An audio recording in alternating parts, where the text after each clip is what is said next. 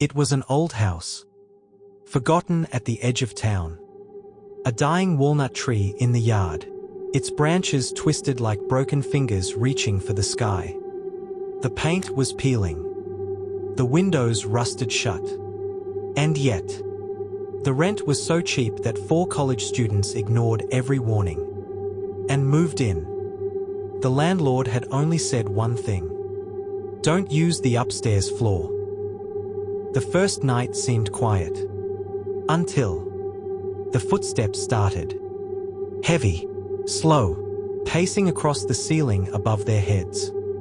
Sarah woke up, trembling, her eyes wide in the dark. She whispered, "Someone's up there." But Nima shook his head.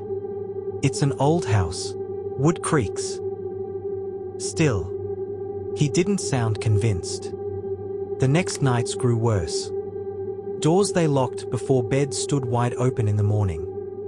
A lamp they switched off would burn again by itself. Once, at midnight, 3 loud bangs shook the ceiling, dust raining down on their faces.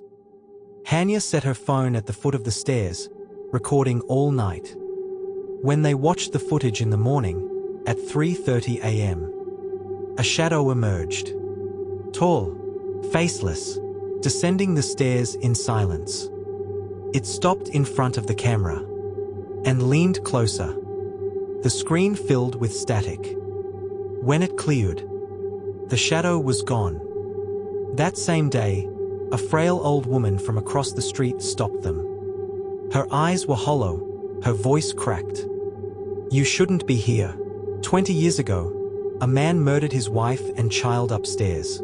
Police never found the bodies. Since then, no one stays here long." Fear settled heavy between them. But Arosh clenched his jaw. "It's just a story. Tonight, I'll go upstairs myself." Midnight came. A flashlight trembling in his hand, Arosh climbed the stairs. The others followed, terrified but unable to stay behind. Each step groaned under their feet. The air stank of mold. And something rotten. The locked door upstairs gave way with a kick. Inside, dust, cobwebs, silence. A broken chair in the center of the room. And on the walls, scratches. Deep, frantic gouges, like fingernails clawing for escape. Brown stains, dried and old. And above them all, a message scrawled in dark letters. "We are still here." Sarah's scream shattered the silence. Behind them, footsteps again. Slow, closer. They turned. The shadow filled the doorway. Tall, black, its arms stretched far too long.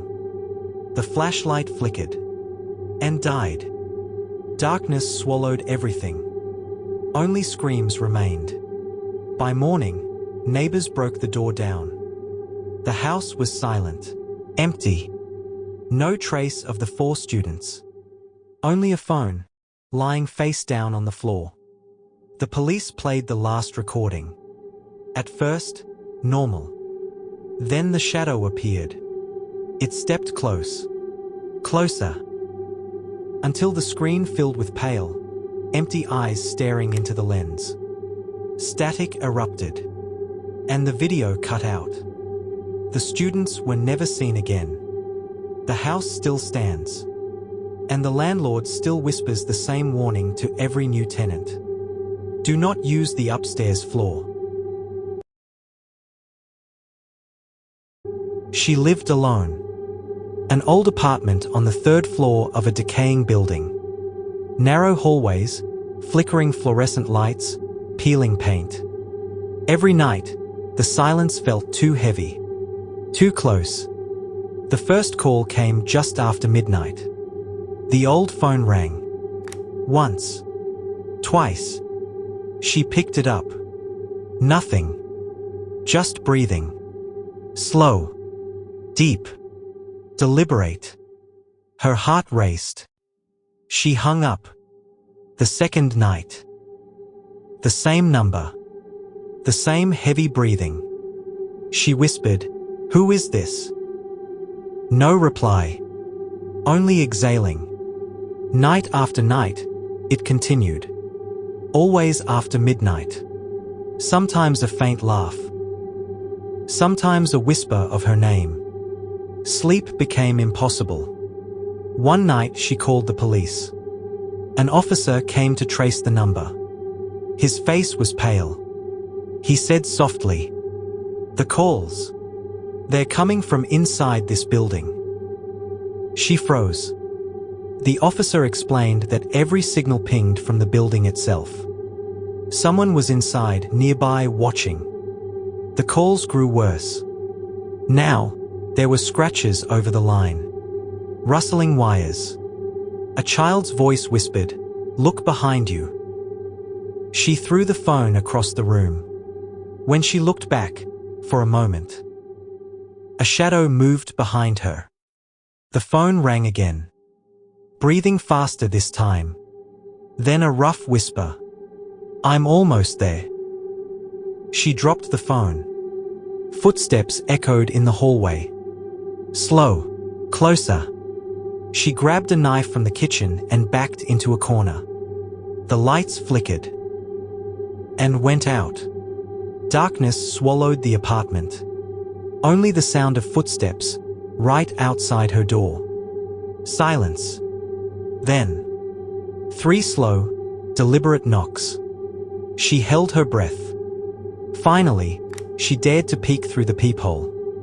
A white, lifeless eye stared directly at her. She screamed and stumbled back. When she looked again, only darkness behind the door. She left the lights on all night. Sleep never came. Then, at 3 a.m., the power cut out completely. From the darkness, the phone rang again. Louder. Faster. With trembling hands, she picked it up. A whisper came through. "I'm inside."